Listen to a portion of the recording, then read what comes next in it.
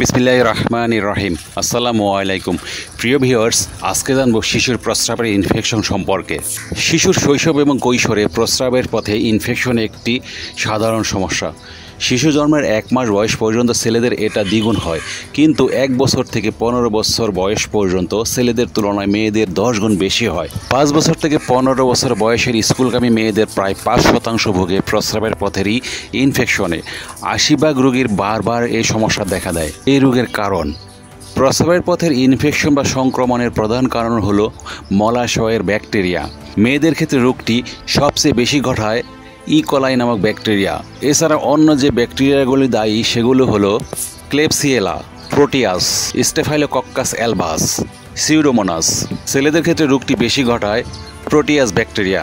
এছাড়া E. coli, Klebsiella, staphylococcus, সিউডোমোনাসও রোগটি ঘটিয়ে থাকে।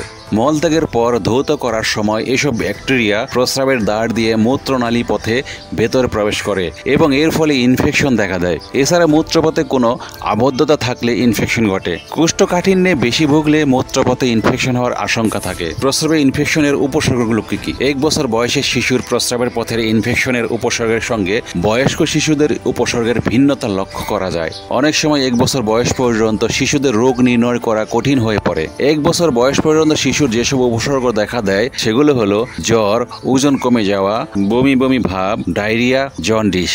1 বছরের বেশি বয়সে শিশুদের যেসব উপসর্গ দেখা দেয় সেগুলো হলো জ্বর, অল্প প্রস্রাব, ঘন ঘন প্রস্রাব, প্রস্রাবের সময় জ্বালাপোড়া, বিছানায় প্রস্রাব করা, তলপেটে ব্যথা, প্রস্রাবের দুর্গন্ধ, কখনো কখনো প্রস্রাবের সঙ্গে রক্ত যাওয়া। কাঁপুনি রোগীর কিডনিতে ইনফেকশন হলে রোগী আক্রান্ত কিডনির স্থানে ব্যথা অনুভব করবে। পাইলোনেফ্রাইটিস রোগ থাকলে রোগীর কোনো উপসর্গ নাও প্রকাশ পেতে পারে।